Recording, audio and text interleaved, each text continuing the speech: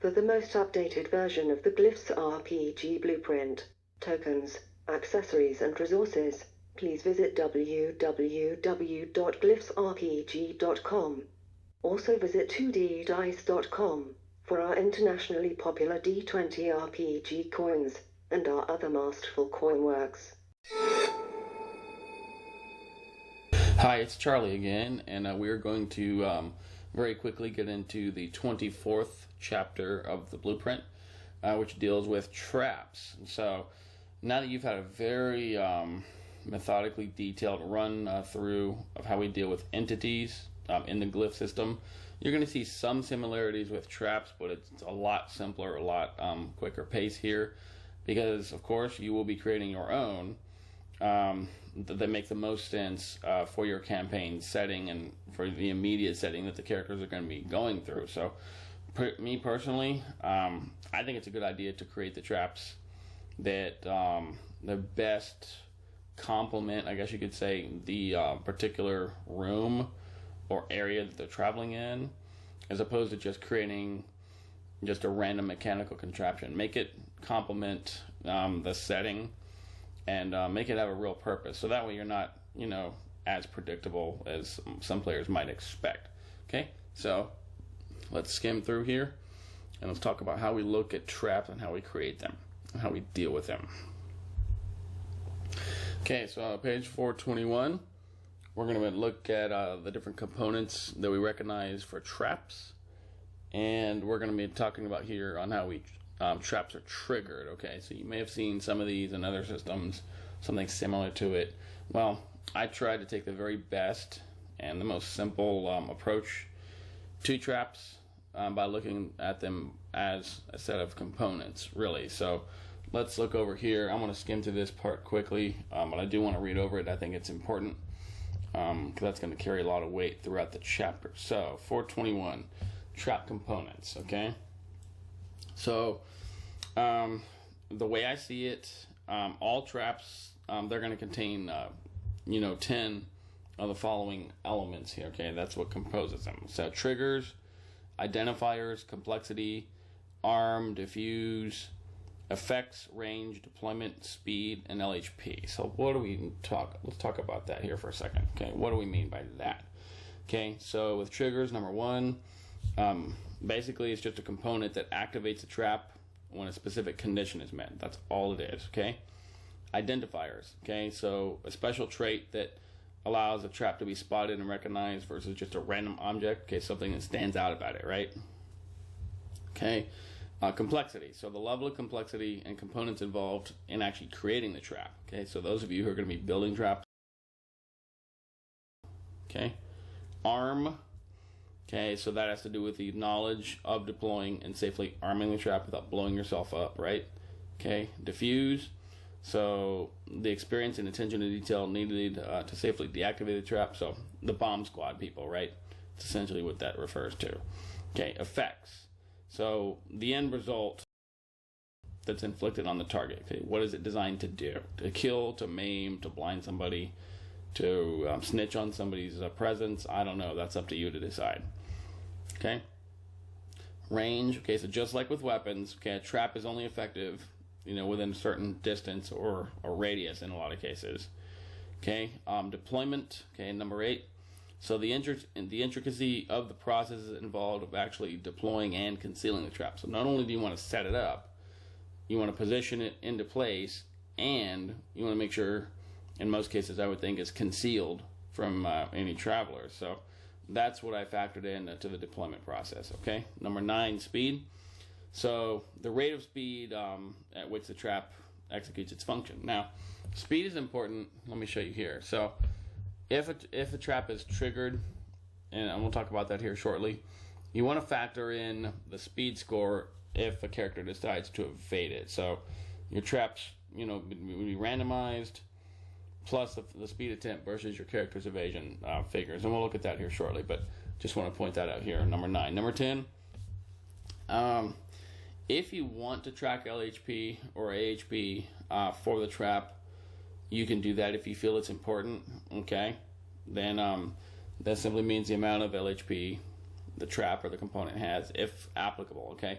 Personally, I don't think it's a need. I think it's pointless in my games, because usually by the time somebody's found the trap, they're dead, or they see it and they're completely rethinking their route entirely. But if you got somebody that's discovered a nest of some kind, a turret or something, and they want to take it out, then I guess you could use that there. That is there for you. Again, it's entirely up to you. Okay? Triggering traps. Let's talk about that. So what makes these guys set off, right? What sets them off? Okay? So that's what we mean by that. So here are some very good examples of the different ways they are activated. Okay? Now, they may not be the only ones out there. Okay? I'm not exactly a trap expert or anything, but these are some pretty good things out there that you can implement to describe how your trap is activated. Okay? So all traps, as you know, have some kind of triggering mechanism that prompts it to activate. Okay, so something precisely sets these off. Okay, so let's take a look at that. Let's look at the different kinds. So pressure. So starting from the top here, pressure. So very simple, a pressure plate, right? Somebody steps on the trap, or a mechanism of some kind, and just the weight alone of the pressure sets it off. Okay. Range. So if somebody steps within a certain range of the trap, it's automatically set off, right? Like a motion detector or something. No, it's different, but close enough, right? Sound, okay? So if a sound or a frequency, or a footstep, a voice, music, or even somebody's breath, right? That could set off a trap. Okay, sight. Okay, so you may have a special kind of surveillance camera, something set up to where the trap will activate as soon as it detects somebody, as soon as it sees somebody. It's like a motion detecting camera of some kind. It spots a guy, and then ding, ding, ding, ding, ding, it sets off, right? Alerts the guards or whatever. Okay? Okay, motion. So if somebody's moving, okay, senses movement, okay, that sets it off. Okay, so a trap can have a defined radius that it detects movement or whatever. That, and anything that moves would set it off, okay? So players can cheat that too. They may try to trick it, with an object. Just, you never know, right? Okay, timed. We're right down here. So the trap is only activated during a specific defined time by a governing mechanism, like a timer, right? Like you see in the movies. Okay, temperature. So in that case, the trap would only be activated by sudden temperature change or a very specifically defined temperature, okay? Remote, so like you see in the movies, the guy's got the remote detonator mechanism. They just hit the button and boom, it blows up, right? And finally, magical. So that's a rare kind, but for those settings that are, in fantasy settings that use a lot of magic or whatnot, that's there for you. So the trap is activated by a very particular power or an energy source or a person. Maybe it's set against one particular wizard, and when they come in, attacks them. Okay, that's up to you to figure out all the details, but these are the basic components that we look at. Okay, so now that we've covered that, let's go into details about how we build them, how we diffuse them, deploy them, and evade them, if they're activated, and of course detecting them. So we're going to get into that here in just a second. Okay, so constructing traps, we're right here. So how exactly do we go about building one? Okay, generally, as you'll see here, in my opinion, traps should only be constructed by a character who's a warrior archetype or a rogue archetype with a traps skill, right? Creating a trap is a very specific skill that requires the right level of focus, the right tools, the right materials, all that. So you'll see here, and you're going to see something similar throughout each of these little sections here, the way it's laid out as far as complexity levels. You're going to see that a lot here from 0 to 6. So the complexity of the trap range is 0 to 6, which basically reflects the difficulty of the challenge. So 0 through 6. So 0 is assumed if that applies, but generally it's going to be 1 through 6. So simple all the way through monumental, okay? So assuming you have the materials and all the resources available to you to create the trap, and assuming your character is qualified to do it, okay? Now, as an architect, you can decide if somebody can improvise it or whatever. That's on you, but generally it should be somebody with the right skills, right? I would certainly think so. So let's see. So first, okay, ideally you should decide the trap's level of complexity. So from 0 to 6, like we have here, okay, and make sure you have all the materials and components, right? Obviously. So number 2, determine if the construction is successful. So once we go about doing, say, yes, I want to make this trap, I got all this stuff. How do we know if it's successful? Okay, simply slide the token. Okay, token here, just slide it on your action grid into the respective shapes based on the skill that you're going to use. So if you're going to create the trap, you have to use a trap skill or something equivalent to it, right? Something similar, maybe substituting with it. Simply go on your action grid and slide the token in the respective shapes, just like you're using the skill. That's all you do. Very simple. We've already seen this before. So if it succeeds, then the trap is created, right? If it doesn't, obviously you can interpret, maybe the guy gets a number of tries throughout the day or whatever, or maybe a component broke. I mean, I don't know, or maybe it blows up in his face, right? If it fails. So that's for you to decide. But one thing I want to point here too is how long it takes, okay? So step 3 here gives you an idea of how to calculate the estimated construction time. How long is it going to take to build one? So you're going to see this a lot throughout this little subsection here, okay? So here, to estimate the time it takes to build a trap in hours, unless you feel it couldn't be done in minutes or seconds, and I doubt. So I have it defaulted to hours, okay? Simply divide the trap's complexity value, okay? So 0 to 6 here, right? Just like in difficulties. So take one of those figures and simply divide it by the character's skill level. So it's characters 5, right? Unskilled all the way through master. So that's all you do. Very simple division. We've already seen this kind of thing before. And that will give you the estimated time it takes to complete the trap, okay? So that's all there is to that. Very straightforward. So now let's move on to arming and diffusing traps, okay? So once again, they should be armed or diffused by somebody with the traps. Or in this case, I put gadget sales. So somebody who's really good with gadgets, in my mind, should be able to finagle enough with a trap to be able to get it to do what he wants to. So I put that there by default as an alternative rogue who knows all his traps, right? That is there as an alternative for you. I think it makes sense. Again, you can construe it how you wish, but I think it makes sense, right? So the armor diffuse, right? Once again, we have 0 through 6 for our difficulties and challenges, right? So first, determine the trap's level of complexity. Okay, make sure you've got, any tools needed to diffuse it or arm it, if applicable, right? Okay, so let's see.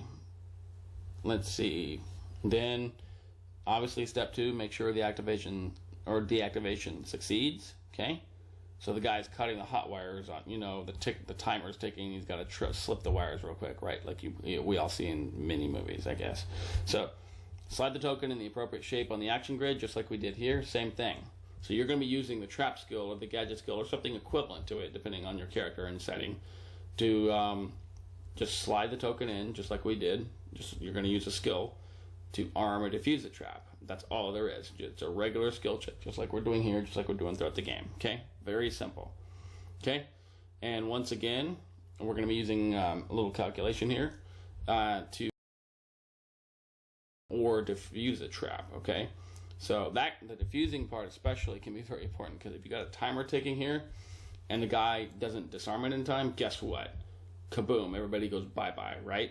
So once again, similar here. So to estimate the time it takes to arm or diffuse, depending on what you're doing, I have it here defaulted to minutes.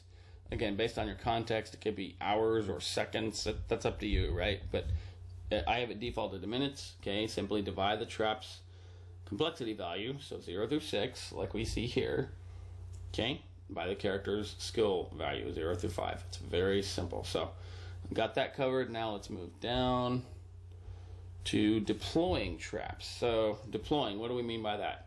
That means constructing it, setting up the trap, putting it in place, hiding it if you need to, right? Actually making the trap ready to be used, okay?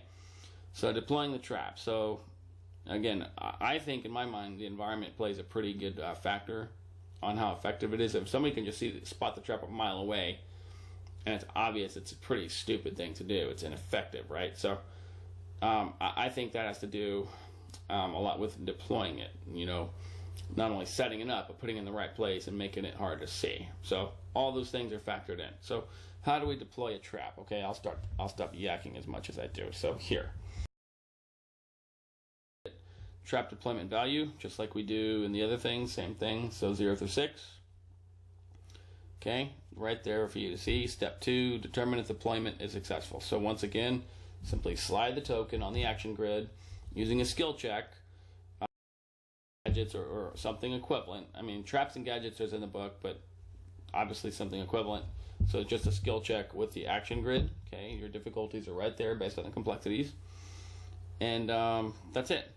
Calculate the duration of the deployment if you need to. So if you need to estimate the time it takes to deploy the trap, I have it default to 2 minutes. Simply divide the trap's deployment value, so 0 through 6, and divide it by the character's skill level. So again, you're starting to see the same pattern over and over with these things. So very simple, right? Now let's talk about evading a trap. This is a pretty important subsection here. So evading a traps. How do we get the hell out of the way if things go to hell in a handbasket, right? What do we do about that? So here, let's talk about that. So in the event that a trap is indeed activated, okay, the character first must be aware that it's been activated. That's very important, even for just a split second, okay? Okay, so if the character does become aware, because this is a game, okay, they're entitled to at least 1 instant to react, right? Because it's a game, you want to give them that split second chance to react, because, you know, piss people off and ruin your game, right? They have to have that opportunity. That's why I wrote that in there, okay? Got to give folks an opportunity, okay? Now, traps are typically avoided over 1 instant, but many can run continually until deactivated, okay? That could happen too, and that would really suck, but that can definitely happen, okay? If that happens, the process is just repeated. So some people get unlucky like that, I guess. So let's talk here. So if the trap is activated, okay, spend the token for an awareness check. Okay, and we're going to talk about awareness checks in chapter 25 in the encounters chapter to show you how to do them. But conduct an awareness check to become aware of the trap. The architect says, spend the token and make an awareness check. Okay, boom, right? And he'll say suddenly you see something over in the distance and that looks kind of odd. Or you smell something that wasn't there before and it came out of nowhere, right? You're walking into a danger zone. I mean, or you hear something click. Maybe you stepped on a pressure plate, right? Those are kind of examples I'm talking about. Okay, so if it's activated and let's say you make the awareness check, right? So if the awareness check is successful, then we have to evade the trap and actually get the hell out of the way. This is your chance to survive it or not be maimed at this point. So in this scenario, the character must rely on its evade modifier score versus the trap's speed score, okay? So the architect and the character each spend the token and interpret the digits. So just like the typical attribute challenge, right? It's just an attribute challenge, except you're factoring in the character's evade modifier and the trap's speed score. So that's very important to know, okay? Now, still sick here. I do apologize. I'm losing my voice. I don't know what's going on in this Florida weather. It is brutal. I don't know, maybe there's some poison gas in here. I'm not quite sure. Anyways, so let me scroll down here. So if in the event that you're completely unsuccessful, okay? Let's see. Right, so here we go. Here, let's say that you're screwed, right? Let's say your awareness checks don't work or your trap's activated and you can't evade, right? Then generally the trap will inflict damage on your character, probably killing it or blinding him or whatever it's intended to do. Now, let's say all hell breaks loose and that's what it comes to, right? At this point, the architect should, I mean, depending on the architect, I know some pretty mean guys out there, but you should give them the opportunity to at least use their fate modifier or at least 1 positive karma point as a last attempt to save them from certain doom. So basically, give them a chance to first of all make the awareness to evade if it succeeds, okay, And if all hell breaks loose and nothing works, I mean, I think you should at least give them the opportunity to use a fate modifier once or one karma point to save them totally. And if not, then they're totally screwed. So that's what that talks about there, okay? So one last tiny subsection here, then we're going to move on to different examples of traps. Page 424, detecting traps. How do we detect a trap, okay? Let's see. So as we all know, traps can turn seemingly docile, harmless location into an instant, regardless of how strong they are, okay? So traps can definitely change the game instantly, okay, and definitely make you rethink your strategy, okay? So those of you who just like to rush through dungeons and kill everything should definitely think twice if you suspect a trap is around there. That's why it's nice to have a rogue around, okay? So as far as traps go, they can be noticed based on unique characteristics known as an identifier, and that's a metric that we have up here, okay? So when characters enter an area that has a trap, the architect should instruct the participants to first make an awareness check to determine if the trap's identifying features are noticed, okay? So nothing's been activated yet, nothing's actually happened, but you walk into a room and they'll say make an awareness check, depending on the kind of trap it is, right? Smell, vision, hearing, right?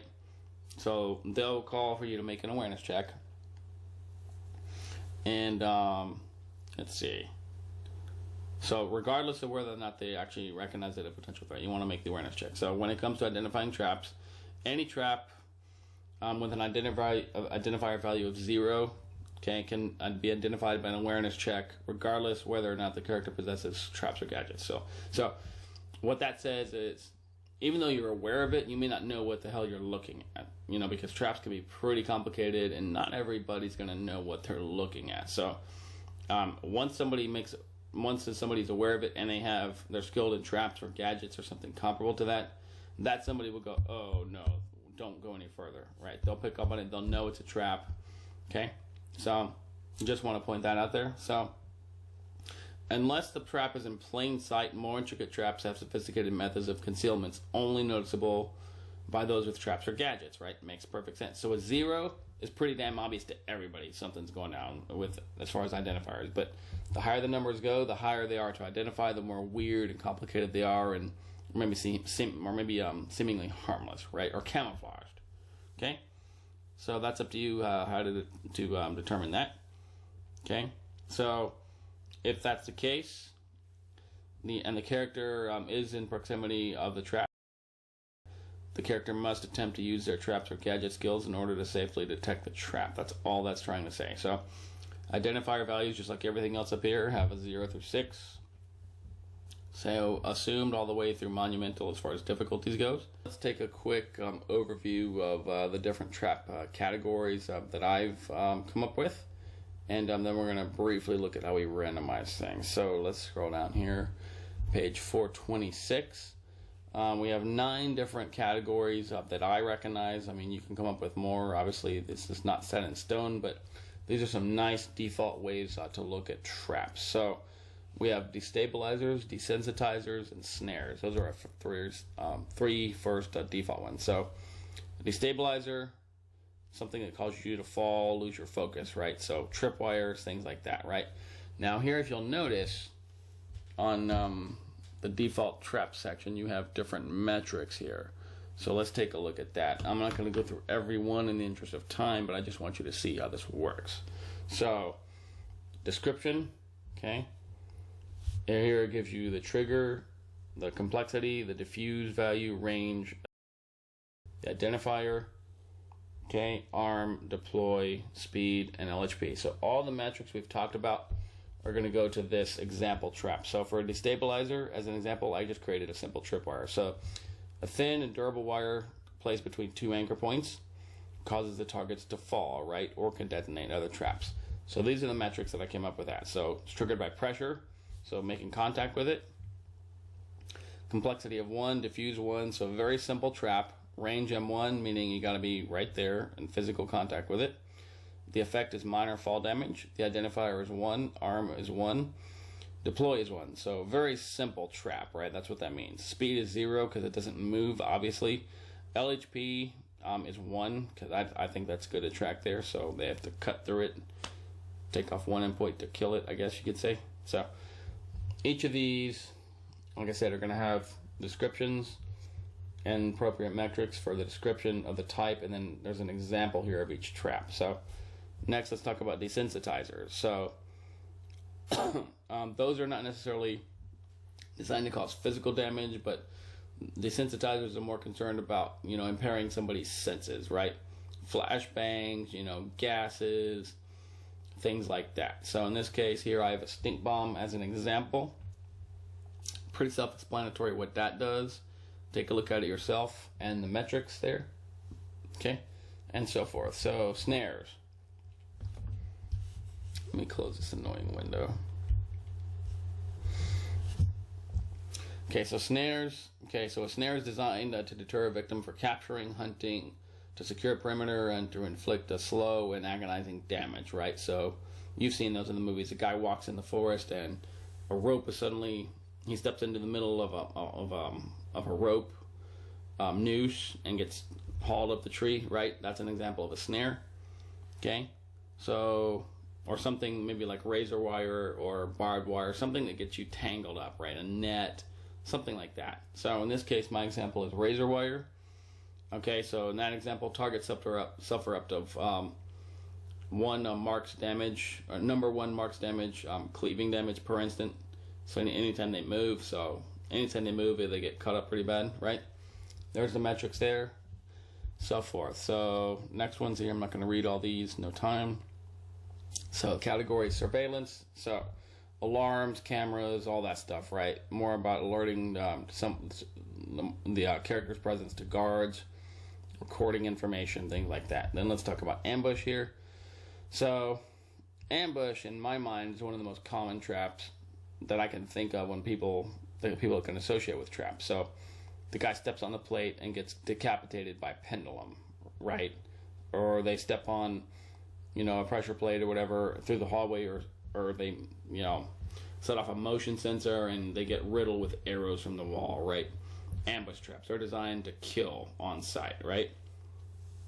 So that's what those are intended to do. So in this case here, my example is a pendulum, so a large blade that hinges from the ceiling from an elevated position, okay, swinging into motion and cutting through simultaneous targets for cleaving damage, piercing, right?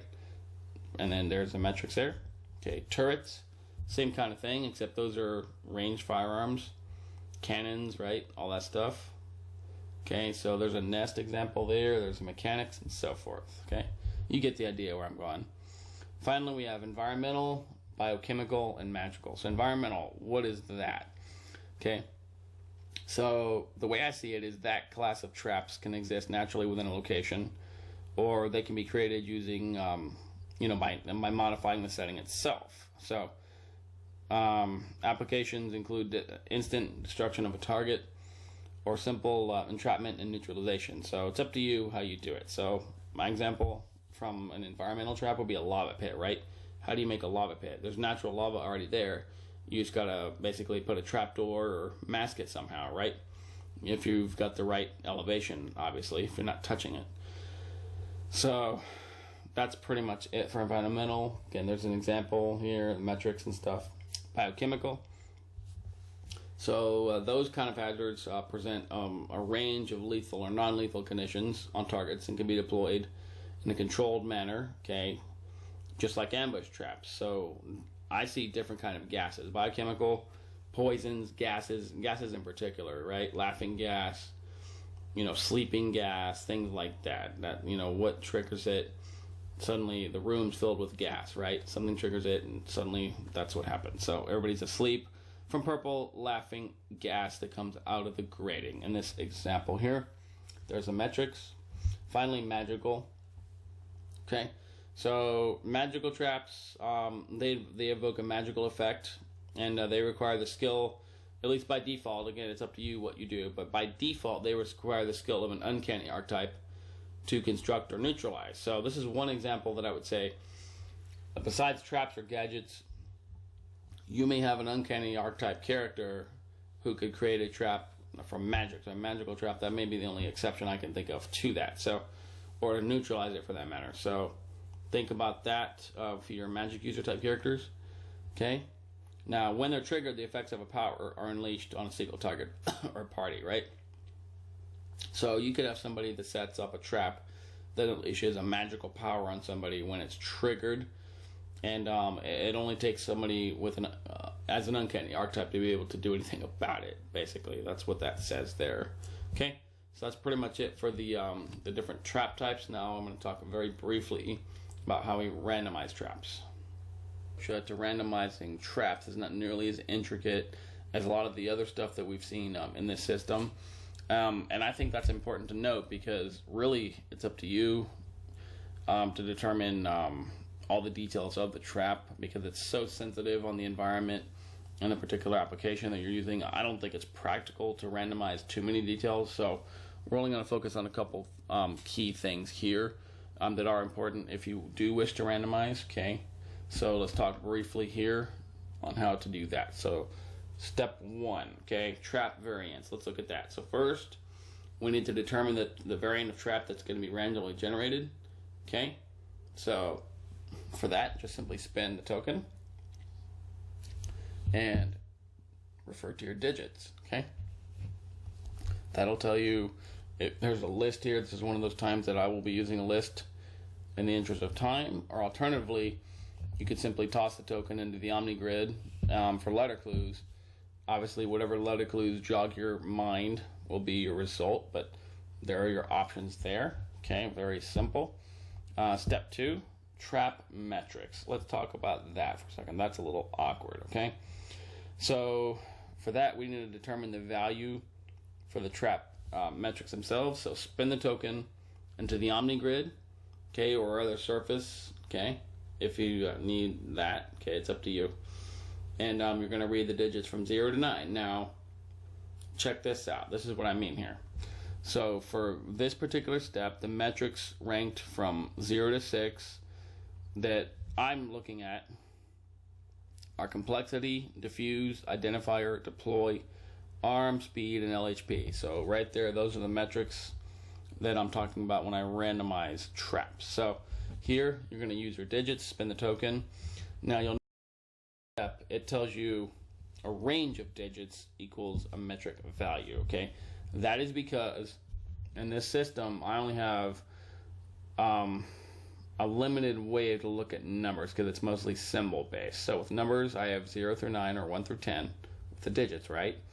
And then the element glyphs, if I were to use them, I have 1 through 4. So those are the only numerical calculations that we really need to use. And then you can do with this. Very handy in most cases, but in some cases you have to be a little creative, as did I. So that's what this means. So if I spend, let's say, and get a digit of 0, metric rank is 0, right? Or I could just respin it. But let's say I spin again, and the digits land on 2 or 3, the metric rank in question is 2, because I had to lump them together. That's what this means. So I spin the token, right? And it lands on 6. Okay, guess what? The metric rank is 4. Or if it lands on 7, it's still 4, right? Because I had to condense them together because I have more digits than I do options. That's the reasoning for that. But otherwise, the logic is very simple, very straightforward for you to figure out. Okay, and finally, step 3, trap definition. So the final step, I mean, as you probably figured out by now, is a lot more subjective and should complement the location, in my opinion, where the trap is going to be placed, right? It makes sense to me. You don't want people just walking into it and seeing it in plain view, right? So describe the trap's features, explain its functionality through the following variables. Okay, so trigger, effect, and range. Those are very important to consider, okay, alone. Those themselves should tell you a lot about the trap, okay? So once those steps have been completed, then if you want to randomize, just randomly generate the figures in the way we did to help describe your trap, and from there you flesh out the details. And pretty straightforward. That's all there is to it. So take your time, experiment with the token as far as how to come up with these numbers here, and have fun trying to trick your players and set them up for instant doom if they need it.